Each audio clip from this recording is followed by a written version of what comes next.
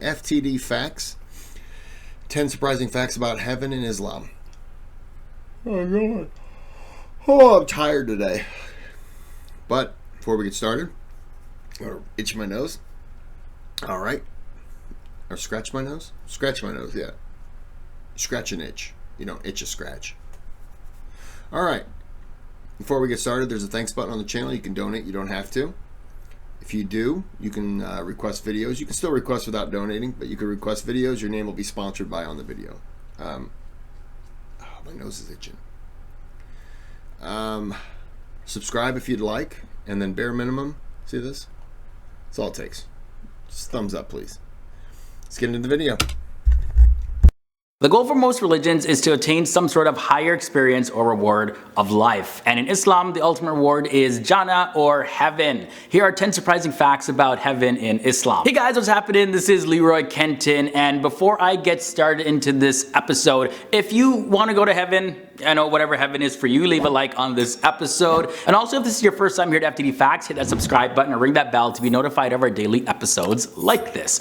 Alright, so let's jump into this episode, starting at number 10. According to the Quran, Jannah is paradise, and it's a garden of everlasting bliss and the home of peace. Allah determines when people die, and they stay in their graves until the day of judgment. And when they are resurrected and brought to life, Allah will judge them on how well they live their lives on earth. And if they have lived well, then they go to one of the levels of heaven. And if not, they go to hell, which is Jahannam. Jannah is described as a beautiful place of final return, a garden of eternity whose doors will always be open to them. And that's in the Quran, Surah 38, verses 49 to 50. Now, according to the Quran, for Muslims, Jannah is a peaceful, lovely place where injury, fatigue, they're not there at all. And Muslims are never asked to leave. Muslims in paradise wear gold, they wear pearls, diamonds, garments made of the best silk ever in the whole world, or in the universe, I should say. And they actually recline on raised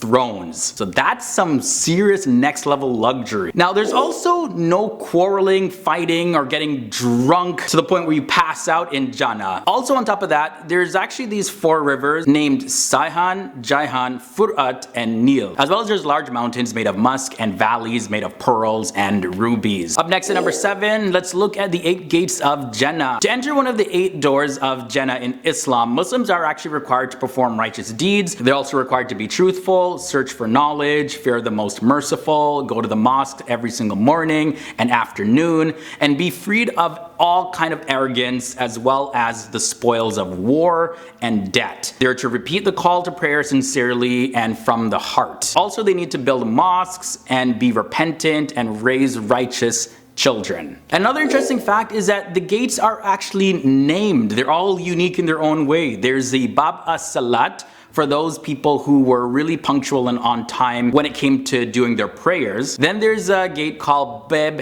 el-Jihad, and that's for those people who actually died in defense of Islam. Then there's Bab al-Sadaqah for those people who actually gave to charity on a regular basis. Then there is Bab ar-Rayyan for those people who observed fasting during and beyond the month of Ramadan. Bab al-Hajj is for those who practiced and participated in Hajj. That's actually the annual pilgrimage to the city of Mecca. It's one of the 5 pillars of Islam. Then there's Bab al-Qazimin al-Ghaz wal-Aifin Anines. And this gate is specifically for those people who suppress and control their anger and forgave others.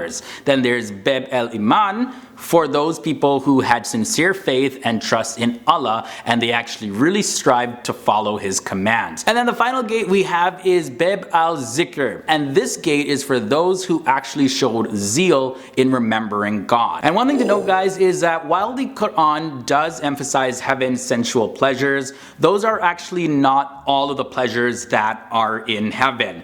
Because the Quran also points to heaven as a spiritual and religious place, there's spiritual and religious delights as well. It repeatedly assures the believers that heaven is going to be a place where there's not going to be any more sadness or any more fear. And that's in the Quran, Surah 38, verses 62, and Surah 7 verses 35, and Surah 46 verses 13. So we talked about numbers of gates and all that. Some say that Jannah has 100 levels. Others say that there's actually no limit to the levels of Jannah, and some say that the number is equal to the number of verses in the Quran, and that is 6,236. So I guess People just got to get there to actually find out and then start counting. Now, this next one I found really interesting. It says that the inhabitants are continually looking young and fresh. So men actually are like clean shaven, or if they have a mustache, apparently it's going to be a green mustache because green is like a color that symbolizes Islam. And their armpit and pubic hair will completely disappear, and the inhabitants will have 70 sets of clothes to wear. Maybe 70 is just a symbolic number for just a whole lot of clothes. But either way, the food is going to be so much, it's going to be like an all-you-can-eat buffet. So whatever you want, pretty much, you just snap your fingers, boom, shows up before your eyes. It's believed that people can eat 100 times what they ate on Earth and never get super overweight. That sounds like heaven. Wait, that is heaven. Also in Islam, heaven is not exclusive. It's said that the Quran actually provides not one, but actually several ways to heaven. And this is found in Surah 29 verses 69. So yes, there are some ways where you can do the good deeds and get rewarded. You can find that in Surah 3 verses 85. And then there's other ways that are just a little bit more complex. It's said that God's grace truly leads the way to salvation. So he forgives who he pleases and punishes who he pleases. That's in the Quran, Surah 5 verses 19. The Quran also says, surely the believers and the Jews and the Christians and the Sabians, whichever party believes in God and the last day and does good deeds, shall have their reward with their Lord, and no fear shall come upon them, nor shall they grieve. And that's in the Quran, Surah 2. And the final fact I want to share about heaven according to Islam is that, let's talk about this because it's a common question, right? About the 72 virgins that apparently are going to be given as a reward to males in paradise. Well, the idea of the 72 virgins is actually part of Sunni Islam, and it refers only to one aspect of paradise, and this is in reference to Quran Surah 55 verses 69 to 74. It's also important to know that the Quran does not give a specific number for this. It was also mentioned by Daraj ibn Abi Haytham that Abu al-Haytham Abdullah ibn Wahab narrated from Abu Sayyid al-Khudari. And by the way, these were who actually heard the Prophet Muhammad say this: the smallest reward for the people of heaven is an abode where there are 80,000 servants and 72 hur-e, over which stands a dome decorated with pearls, aquarium, and ruby, as wide as a distance from Al-Jabiya to Sana. However, regarding the above statement, Hafiz Saluddin Yusuf, he said this, that the narration which claims that everyone would have 72 wives has actually a weak chain of narrators. So what Muslims agree on is that those who attain paradise will be accompanied by hur-in, which are described as beautiful females, but the specific number that they're going to be rewarded with is uncertain. And even some scholars say that this is actually symbolic for some of the other pleasures and joys that they're going to experience in heaven. Alright guys, so those were 10 surprising and interesting facts about heaven according to... Okay, you tell me. What was wrong here? And what was right? Because last time... Ow. Sorry. Last time I did one of these, people said some of the stuff was wrong.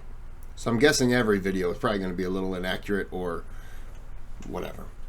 So you tell me, what's incorrect? Ow. All right, we're going to end this here. Come on. Ow. Let's just make sure he's done. About heaven, sound off down below. This is very fascinating, very interesting. Social media links are below in the video description section, so you can follow me over there. I didn't want to click on this, and I did. Okay. Well, no need to keep talking. There's a new coronavirus, and it is the latest worldwide scare that has emerged in 2020. And in this episode... Shh, not true. I defeated the coronavirus. A series of 500 karate chops. That's a fact. You can look that up. Don't look it up. So we're going to go ahead and end the video here before I lie a little bit more. And until next time, have a good day, have a good night.